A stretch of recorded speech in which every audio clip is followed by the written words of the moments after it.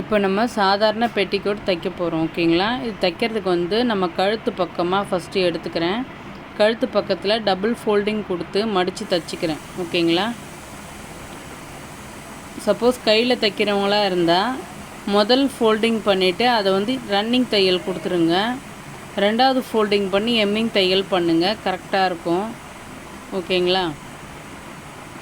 இல்லை double fold பண்ணி தைக்க முடியும் அப்படின்னா எம்மிங் தையல் தான் கொடுக்கணும். ரன்னிங் தையல் கொடுக்கக்கூடாது.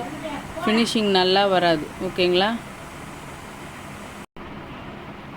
இப்போ நம்ம ஒரு ஃப்ரண்ட்டு முடிச்சாச்சு. கழுத்து பீஸ் மடித்து தைச்சி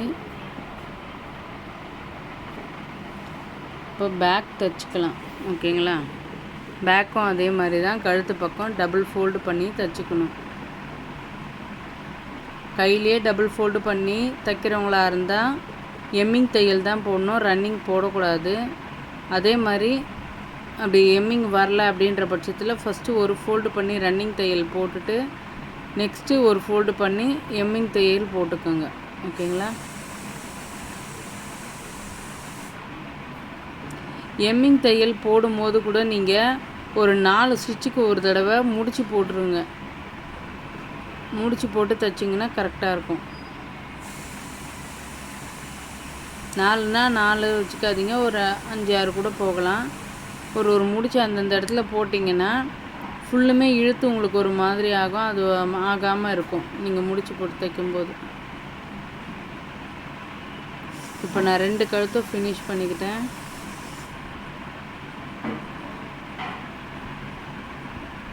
கொஞ்சம் விட்டு போச்சு, அது தைச்சிட்றேன்.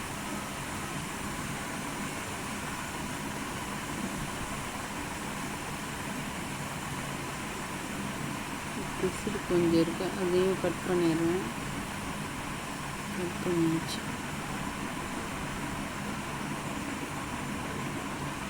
இப்போ அந்த பெட்டி கூட பாட்டத்தில் அதே மாதிரி டபுள் ஃபோல்டு தான் தைச்சிக்கிறேன்.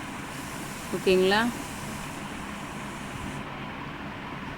பாட்டம் தைக்கும் போது கூட உள்ளே வெளியே பார்த்து தான் தைக்கிறோம். ஏன்னா நம்ம கழுத்து பீஸ் தைச்சிருக்கோம் இல்லைங்களா? அப்போது ஃப்ரண்ட்டு பக்கம் இந்த பக்கம் மடிச்சுட்டு பேக் பாட்டம் அந்த பக்கம் மடித்து தைக்கக்கூடாது. ஓகேங்களா? இதுதான் மார்க் பண்ணிக்கோங்க. அதை செக் பண்ணிக்கிட்டே தைங்க, இல்லைன்னா தப்பு வந்துடும்.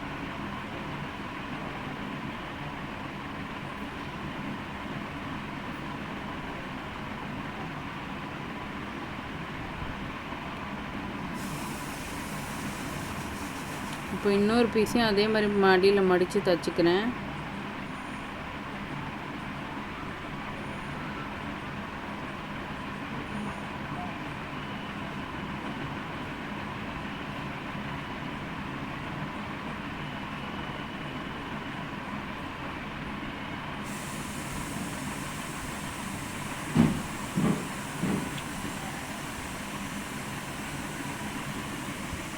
இப்போ ரெண்டுமே ஃபினிஷ் பண்ணியாச்சு. ஓகேங்களா? நெக்ஸ்ட் இப்போது நம்ம ரெண்டுத்தையும் ஜாயின் பண்ணிக்கலாம். ரெண்டும் ஜாயின் பண்ணும்போது கூட நீங்கள் ஃப்ரண்ட் அண்ட் பேக் பார்க்கணும். அதாவது உள்ளே வெளியே பார்க்கணும். பார்த்து தான் தைக்கணும். ஏன்னா உள் பக்கமாக பார்த்தா மாதிரி எல்லா தையலும் போட்டிருப்போம். அதனால் உள்ளே வெளியே பார்த்து தைங்க. மெயின் மார்க் பண்ணிக்கோங்க உள்ளே வெளியேன்றது. அதே மாதிரி தையல் போடும்போது கூட நம்ம அந்த கழுத்து பக்கம்தான் இருந்து தையல் போடணும். ஆம்ஹோல் சைட்லேருந்து தையல் போடக்கூடாது. ஓகேங்களா? ரெண்டு பீஸும் ஜாயின் பண்ணிவிட்டு கழுத்து சைட்லேருந்து தான் ஃபஸ்ட்டு ஸ்டிச்சிங் ஸ்டார்ட் பண்ணணும். ஓகேங்களா? அது ஏன் கழுத்து பக்கத்துலேருந்து ஸ்டிச்சிங் ஸ்டார்ட் பண்ணணுன்னா கை பக்கம் எக்ஸஸ் ஆனால் கட் பண்ணிக்கலாம். ஆனால் கழுத்து பக்கம் எக்ஸஸ் ஆனால் கட் பண்ண முடியாது. ஓகேங்களா? அதனால் அந்த கழுத்து பக்கத்துலேருந்து தான் தையல் போடணும். அப்போ தான் அது கரெக்டாக வரும். ஓகேங்களா? கழுத்து பக்கத்துலேருந்து தையல் போடுங்க, அதை மறந்துடாதீங்க. இதை நம்ம சொல்லக்கூடிய டிப்ஸு. நம்ம வீடியோஸை ஃபுல்லாக வாட்ச் பண்ணுங்கள். நடுவில் ஸ்கிப் பண்ணிவிட்டு பார்க்காதீங்க. எந்த நேரத்தில் எப்போ டிப்ஸு சொல்லுவோம்னு தெரியாது. ஏன்னா அந்த இடம் வரும்போது தான் டிப்ஸு சொல்லுவோம். அதனால் கரெக்டாக வாட்ச் பண்ணி பாருங்கள். ஃபுல்லாக பாருங்கள், ஸ்கிப் பண்ணிடாதீங்க. அந்த கழுத்து பக்கத்துலேருந்து தையல் போடும்போது நம்ம ப்ளவுஸுக்காகட்டும் எதுக்காகட்டும் கழுத்து சைட்லேருந்து தான் மார்க் தையல் போடணும். ஆம் ஹோல் சைட்லேருந்து வந்துடக்கூடாது ஜாயின் பண்ணும்போது.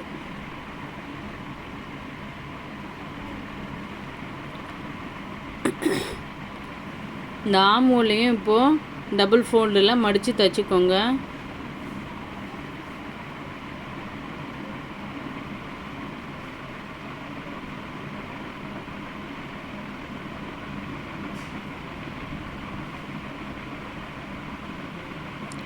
இது ஃபுல்லாக ரவுண்டு ஷேப்புன்றதுனால கையில் மடித்து தைச்சவங்களாக இருந்தாலும் சரி, மிஷினில் தைக்கிறவங்களாக இருந்தாலும் சரி, பிக்னஸ்க்கு வந்து கொஞ்சம் கஷ்டமாக தான் இருக்கும் டபுள் ஃபோல்டு பண்ணும்போது.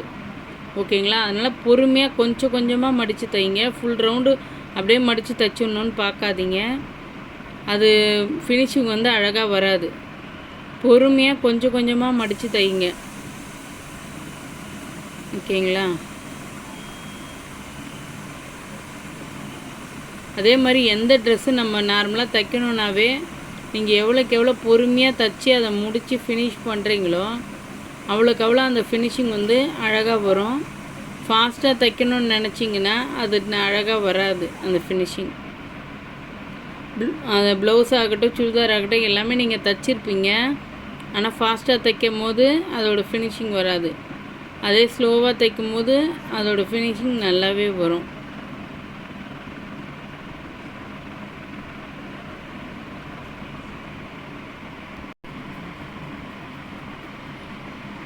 இப்போ இன்னொரு சைடும் நான் ஃபோல்டு பண்ணி தைச்சிக்கிறேன். ஓகேங்களா? பொறுமையாக ஃபோல்டு பண்ணி பொறுமையாக தைங்க. உங்கள் ஃப்ரீ டைமில் உட்காந்து பொறுமையாக தைங்க. ஏன்னா அவசரடியாக தைச்சிங்கன்னா அது வந்து ஃபினிஷிங் அவ்வளோ அழகாக வராது.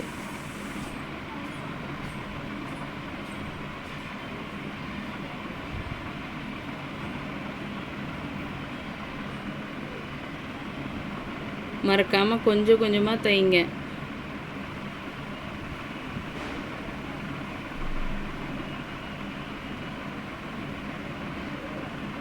இந்த ட்ரெஸ்ஸெல்லாம் தைக்கும் போது இந்த நீங்கள் மினியேச்சர் பண்ணாலும் சரி, உங்கள் குழந்தைங்களுக்கு தைக்க போகிறீங்கனாலும் சரி, உங்கள் குழந்தைங்களுக்கு தைக்க போகிறீங்கன்னா அவங்களோட அளவு அங்கே சொல்லியிருக்கல, இடுப்பு அளவு, பாடி சுற்றளவு, அந்த மாதிரி சொல்லியிருக்கேன்ல, அந்த அந்த அளவுக்கு எடுத்து உங்கள் பசங்களாகட்டும் குழந்தைங்களாகட்டும் அந்த அளவு அவங்க பாடிஸ்லேருந்து மெஷர் பண்ணிவிட்டு அதுக்கப்புறம் நீங்கள் ஸ்டிச்சிங் கட் பண்ணிவிட்டு ஸ்டிச்சிங் போடுங்க. கரெக்டாக இருக்கும்.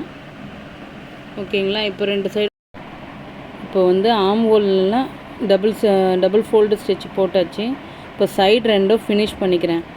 ஓகேங்களா? சைடு ஃபினிஷ் பண்ணுறதுக்கு நீங்கள் ஆம் ஹோல் சைட்லேருந்து தையல் போடக்கூடாது. ஓகேங்களா? போட்டிங்கன்னா ட்ரெஸ் வந்து மேலே இறக்கமாக வந்துடும், கஷ்டமாயிடும். அதனால் பாட்டத்துலேருந்து தையல் போட்டுக்கோங்க. ஓகேங்களா? பாட்டத்துலேருந்து ஆம் ஹோல் வரைக்கும் தையல் போடுங்க. சப்போஸ் ஆம் ஹோலில் சரியாக வரலைன்னா அது கரெக்ஷன் பண்ணிக்கலாம். ஆனால் பாட்டத்துலேருந்து சரியாக வரலைன்னா ஃபினிஷிங் அழகாக இருக்காது. ஓகேங்களா? அதுக்கு தான் சொல்கிறேன், பாட்டத்துலேருந்து தையல் போடுங்க.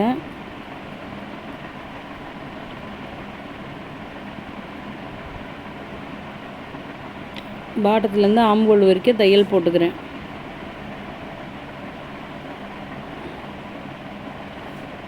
தையல் முடிக்கும் போது லாக் ஸ்டிச் போட்டுக்கோங்க. ஆரம்பிக்கும் போது லாக் ஸ்டிச் போட்டு ஆரம்பிக்குங்க. நான் இந்த பிசர்லாம் கட் பண்ணிக்கிறேன்.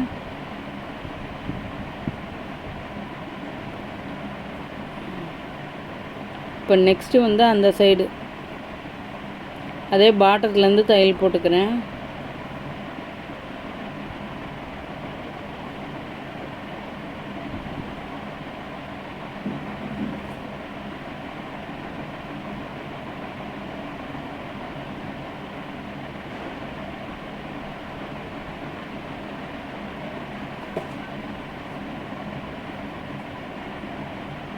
இப்போ இந்த சைடும் தையல் போட்டாச்சு.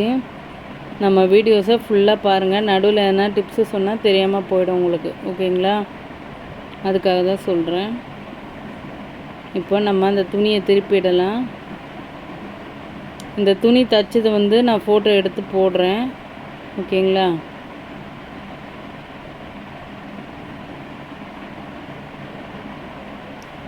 அந்த மாதிரி எல்லா சைடும் எடுத்து விட்டுட்டு